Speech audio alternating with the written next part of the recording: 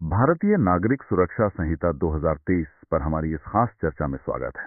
नमस्कार। आज हम इस नए कानून की एकदम जड़ में जा रहे हैं।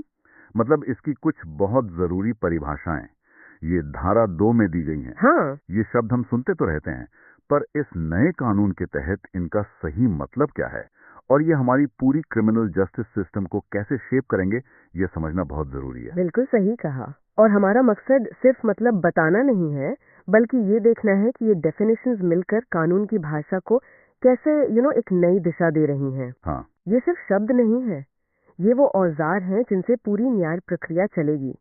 तो चलिए देखते हैं इनमें नया क्या है और इनका असल मतलब क्या निकलता है। सही।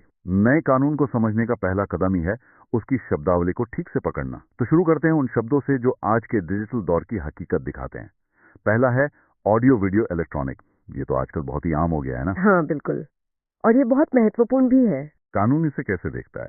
देखिए, संहिता कहती है कि ऑडियो वीडियो इलेक्ट्रॉनिक साधनों में जैसे वीडियो कॉन्फ्रेंसिंग हो गई या मोबाइल फोन से कम्युनिकेशन या किसी भी इलेक्ट्रॉनिक तरीके से पहचान करना, तलाशी लेना, जब्ती करना या सबूत रिकॉर्ड करना, ये सब शामिल है। अच्छा, मतलब इसमें वो लगभग सारे तरीके आ जाते हैं जिनसे हम आज बातचीत करते हैं या रिकॉर्डिंग करते हैं। बेसिकली कानून अब तकनीक को जांच और सबूत इकट्ठा करने की प्रक्रिया का एक फॉर्मल और कहना चाहिए अभिन्न अंग मान रहा तो है। इसका मतलब ये हुआ कि अब जैसे वीडियो कॉल पर गवाही देना या पुलिस का अपनी बॉडी कैम रिकॉर्डिंग को सबूत की तरह इस्तेमाल करना, ये सब अब पक्का कानूनी तौर पर स्थापित हो गया। जी हाँ बिल्कुल, और उम्मीद तो यही है कि इससे पारदर्शिता बढ़ेगी क्योंकि घटनाओं का एक सीधा रिकॉर्ड होगा। लेकिन हाँ, ये भी सच है कि इन रिकॉर्डिंग्स की ऑथेंटिसिटी, उनका स्टोरेज और उनके साथ कोई छेड़छाड़ न हो, ये सब पक्का करना भी एक बड़ी चुनौती होगी। सही कहा।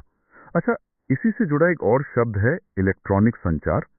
इसकी परिभाषा तो मुझे लगता है और भी ज्यादा वाइड है। निश्चित रूप से ये कहता है कि कोई भी लिखित, मौखिक या पिक्चर वाली जानकारी या वीडियो जिसे किसी भी इलेक्ट्रॉनिक माध्यम से भेजा या रिसीव किया जाए, जैसे फोन, कंप्यूटर, कैमरा, यहाँ तक कि भविष्य में आने वाली डिवाइस भी, वो सब इलेक्ट्रॉनिक संचार है। मतलब आपकी WhatsApp chat, email, video call, सब कुछ इसके दायरे में है। अरे बाप रे, ये तो कमाल है। इसका मतलब तो ये हुआ कि हमारी लगभग हर डिजिटल हरकत अब कानूनी जांच के दायरे में आ सकती है। हाँ, ये साफ दिखाता है कि डिजिटल सबूत अब कितने ज्यादा अहम हो गए हैं। बिल्कुल, लेकिन ये परिभाषा जितनी वजनदार है, उतनी ही बहस प्राइवेसी बनाम जांच की जरूरत को लेकर भी तेज होगी, मुझे लगता है। अब ये संतुलन कैसे बनेगा, ये देखने वाली बात होगी। सही है। चलिए अब जमानत से जुड़े शब्दों पर आते हैं। जमानत या बेल, ये शब्द सुनते ही दिमाग में एक अदालत और रिहाई की तस्वीर आ जाती है। कानून इसे कैसे परिभाषित करता है? देखिए, कानूनी नजरिए से जमानत का मतलब है किसी आरोपी या जिस पर शक है उसे कानूनी हिरासत से कुछ शर्तों के साथ रिहा करना। ओके, शर्तें? हाँ, शर्तें जरूरी हैं और इसके लिए उसे एक बॉन्ड भरना पड़ता है। ये एक तरह की गारंटी होती है कि भाई वो व्यक्ति सुनवाई के लिए अदालत में हाजिर होगा। और ये शर्तें कैसी हो सकती हैं? मतलब क्या ये हर केस में अलग अलग होती हैं? हाँ बिल्कुल अलग होती हैं। शर्तें मामले की गंभीरता और व्यक्ति के हालात पर निर्भर करती हैं। जैसे हो सकता है पासपोर्ट जमा करने को कहा जाए, या शहर ना छोड़ने की हिदायत हो, या गवाहों से दूर रहने को कहा जाए, या फिर नियमित रूप से पुलिस स्टेशन में हाजिरी देना। ये सब अदालत तय करती है। जमानत से जुड़े दो और बड़े शब्द हैं, जमानती अपराध और गैर जमानती अपराध। इनमें क्या फर्क है और ये फर्क इतना अहम क्यों माना जाता है?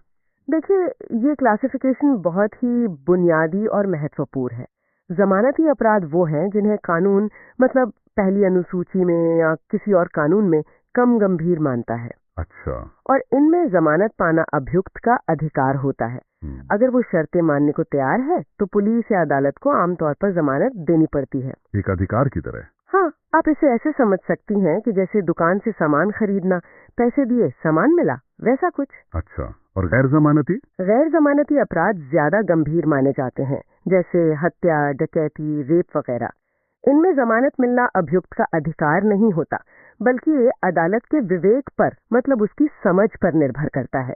तो ये कोर्ट तय करेगा? हाँ, अदालत मामले के फैक्ट्स, अपराध कितना गंभीर है, सबूत कितने मजबूत हैं, अभियुक्त के भागने का खतरा कितना है, समाज पर क्या असर पड़ेगा, इन सब बातों पर विचार करके तय करती है कि जमानत देनी है या नहीं। ये थोड़ा वीजा मिलने जैसा है। अर्जी तो दे दी, पर मंजूरी कई चीजों पर निर्भर करती है। ये वर्गीकरण तो अभियुक्त की आजादी के लिहाज से बहुत बड़ा अंतर डालता है। अच्छा, अब ये बताइए, जमानत बॉन्ड और बॉन्ड में क्या अंतर है? सुनने में तो काफी एक जैसे लगते हैं। हाँ, लगते हैं, पर इनमें एक मुख्य अंतर है जमानतदार का, यानी श्योरिटी का। जमानतदार? हाँ, जब रिहाई के लिए अभियुक्त के साथ कोई तीसरा व्यक्ति गारंटी देता है कि अभियुक्त सारी शर्तों का पालन करेगा और भागेगा नहीं, तो उसे जमानत बॉन्ड कहते हैं। अगर अभियुक्त भाग जाता है तो उस जमानतदार को बॉन्ड में लिखी रकम भरनी पड़ सकती है। ओह, तो ये एक तरह की थर्ड पार्टी गारंटी है। बिल्कुल। और फिर बॉन्ड क्या है? बॉन्ड में कोई तीसरा व्यक्ति गारंटी नहीं देता। अभियुक्त खुद अपनी पर्सनल गारंटी पर एक तय रकम का बॉन्ड भरता है और रिहा होता है। इसे पर्सनल बॉन्ड भी कहते हैं। अच्छा, तो जमानत बॉन्ड में बाहरी गारंटी है, बॉन्ड में सिर्फ अभियुक्त की अपनी गारंटी। ठीक है, ये स्पष्ट हुआ। अब अपराधों के एक और बहुत महत्वपूर्ण वर्गीकरण पर आते हैं, संज्ञेय और असंज्ञेय अपराध। ये पुलिस की शक्तियों से जुड़ा मामला है ना? बिल्कुल। ये भेद पुलिस की कार्यवाही करने की ताकत को सीधे सीधे प्रभावित करता है। संज्ञेय अपराध वो गंभीर अपराध है जिनमें पुलिस बिना मजिस्ट्रेट के वारंट के अभियुक्त को गिरफ्तार कर सकती है। बिना वारंट के? हाँ, और तुरंत एफआईआर दर्ज करके जांच भी शुरू कर सकती है, जैसे हत्या, डकैती, अपहरण। ये सब संज्ञेय अपराध है। यानी इन मामलों में पुलिस फौरन एक्शन ले सकती है। और असंज्ञेय? असंज्ञेय अपराध कम गंभीर किस्म के माने जाते हैं, जैसे मानहानि हो गई या छोटी मोटी मारपीट जिसमें कोई गंभीर चोट न आई हो।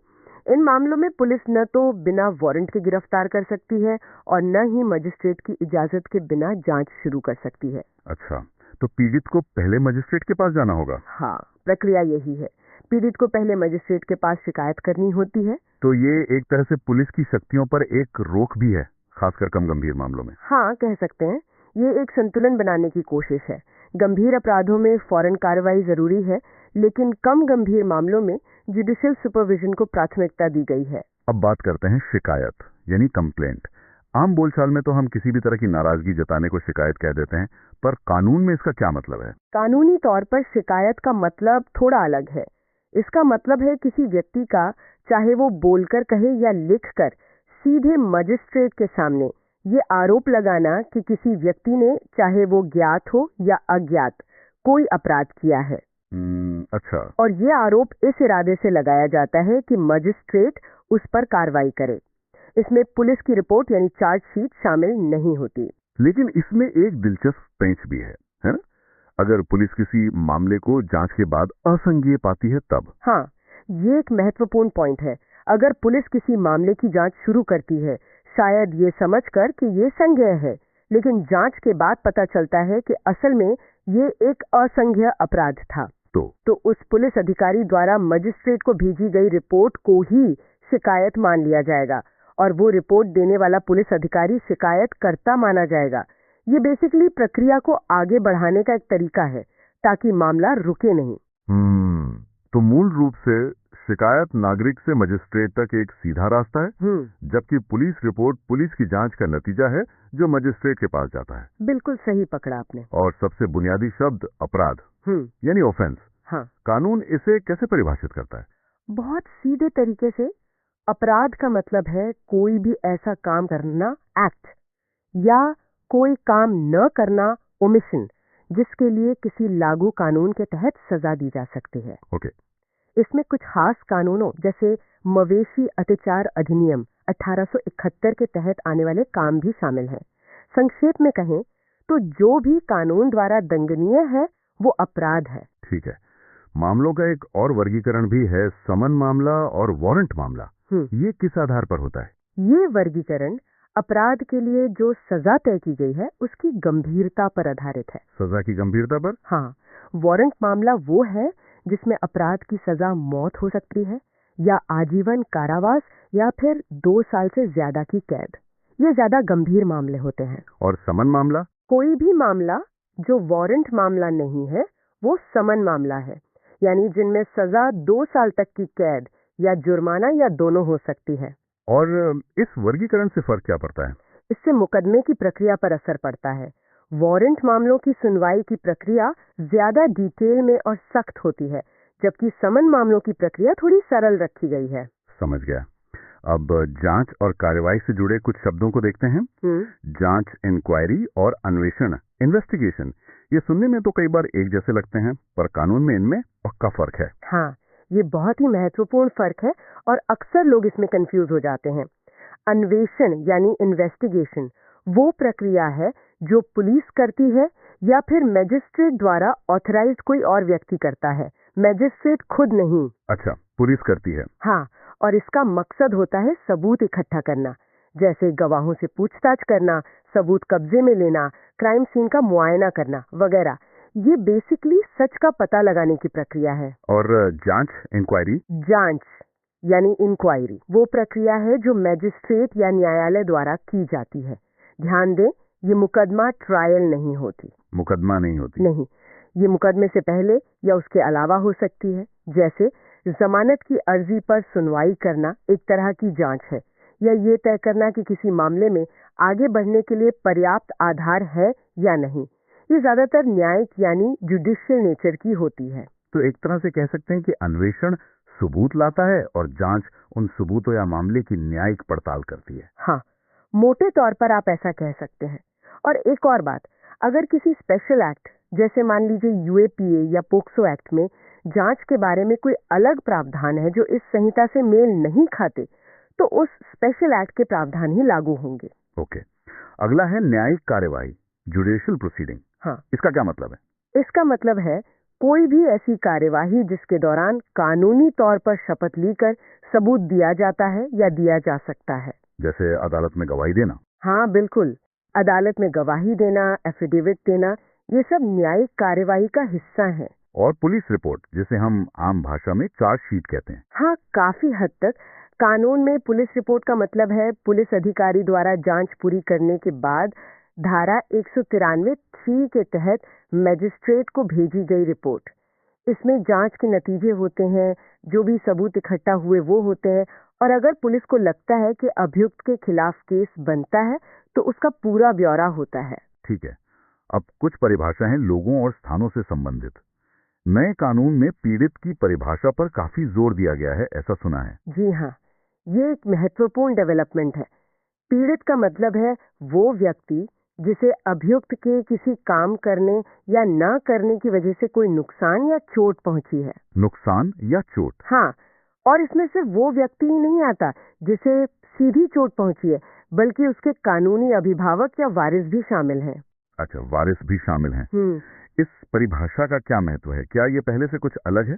देखिए, ये परिभाषा पीड़ित को कानूनी प्रक्रिया के सेंटर में लाने की कोशिश है।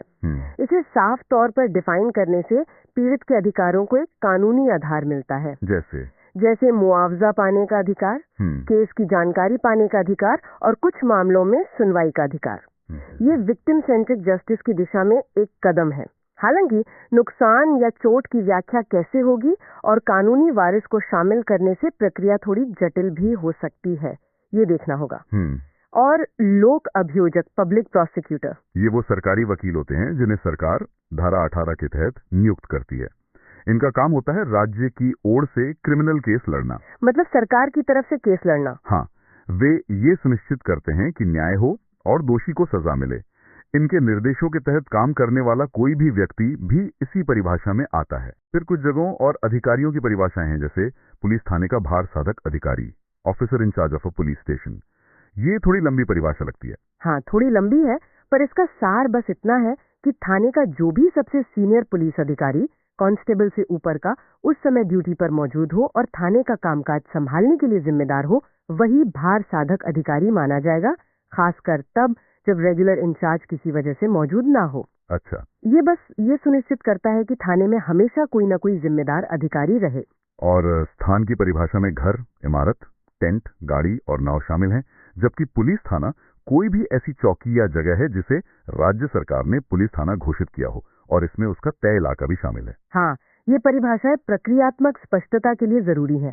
जैसे कि तलाशी कहाँ ली जा सकती है, गिरफ्तारी कहाँ हो सकती है, या किस थाने का जुरिस्डिक्शन कहाँ तक है। और जुरिस्डिक्शन से जुड़ी कुछ और परिभाषाएं भी हैं, जैसे उच्च न्यायालय और स्थानीय अधिकार क्षेत्र। उच्च न्यायालय की परिभाषा ये साफ करती है कि किसी राज्य या केंद्र शासित प्रदेश के लिए कौन सा न्यायालय अपील सुनने वाला सबसे ऊंचा न्यायालय होगा, सुप्रीम कोर्ट के नीचे। ओके। और स्थानीय अधिकार क्षेत्र ये तय करता है कि कोई अदालत या मैजिस्ट्रेट किस ज्योग्राफिकल एरिया के मामलों की सुनवाई कर सकता है। ये राज्य सरकार तय करती है नोटिफिकेशन के जरिए। और उपखंड मतलब जिले का एक हिस्सा, और अधिसूचना मतलब सरकारी गजट में छपी हुई सूचना। ये तो प्रशासनिक शब्द लगते हैं। हाँ, ये कानून के लागू होने और एडमिनिस्ट्रेटिव व्यवस्था को स्पष्ट करते हैं। अंत में एक शब्द है आरोप। आरोप का मतलब है वो स्पेसिफिक कानूनी इल्जाम जो अभियुक्त पर लगाया जाता है। मतलब चार्ज लगाना। हाँ, और अगर एक से ज्यादा इल्जाम है तो हर इल्जाम को आरोप का एक शीर्ष हेड कहा जाता है। जैसे चोरी का एक चार्ज और चोट पहुंचाने का दूसरा चार्ज। ये इसलिए जरूरी है ताकि अभियुक्त को ठीक ठीक पता चले कि उसे किन इल्जामों के खिलाफ अपना बचाव करना है। बिल्कुल साफ होना चाहिए। अच्छा, और अगर कोई शब्द इस संहिता में परिभाषित नहीं किया गया है तो क्या होगा? उसके लिए भी एक रास्ता बताया गया है। संहिता कहती है कि ऐसे शब्द या एक्सप्रेशंस जिनका मतलब यहाँ नहीं दिया गया है लेकिन वो information technology act 2000, IT act या फिर भारतीय न्याय संहिता 2023 बीएनएस में परिभाषित है, हाँ, तो उनका वही मतलब माना जाएगा जो उन कानूनों में दिया गया है। इससे अलग अलग कानूनों के बीच एक रूपता बनी रहती है। ठीक है। तो आज हमने भारतीय नागरिक सुरक्षा संहिता की कई बुनियादी लेकिन बहुत अहम परिभाषाओं को समझने की कोशिश की। जमानत से लेकर संज्ञेय अपराध तक, इलेक्ट्रॉनिक संचार से लेकर पीड़ित तक। ये सिर्फ शब्द नहीं है, ये वाकई वो ढांचा है जिस पर हमारी पूरी क्रिमिनल जस्टिस सिस्टम अब काम करेगी। बिल्कुल। और अगर हम बड़ी तस्वीर देखें तो इन परिभाषाओं में एक स्पष्टता लाने की कोशिश नजर आती है। ये न सिर्फ वकीलों, जजों या पुलिस के लिए बल्कि आम लोगों के लिए भी जरूरी है ताकि वो समझ सकें कि कानून कैसे काम करता है, उनके अधिकार क्या हैं। सही कहा। खास तौर पर तकनीक को जो कानूनी मान्यता दी गई है वो दिखाता है कि कानून वक्त के साथ बदलने की कोशिश कर रहा है। ये सोचना वाकई दिलचस्प है कि ये परिभाषाएं कागज पर तो ठीक हैं, स्पष्ट हैं, पर असल जिंदगी की जो उलझी हुई स्थितियां होती हैं उनमें इनका इस्तेमाल कैसे होगा। ये तो है। जैसे ये ऑडियो वीडियो इलेक्ट्रॉनिक और इलेक्ट्रॉनिक संचार की जो इतनी व्यापक परिभाषाएं हैं, ये डिजिटल सबूतों की दुनिया में क्या नई चुनौतियां या शायद सहूलियतें लाएंगी? इनकी व्याख्या अदालतों में कैसे होगी? सही सवाल है। इन सवालों पर सोचना जरूरी है क्योंकि कानून का असली मतलब तो आखिर उसके लागू होने में ही पता चलता है ना।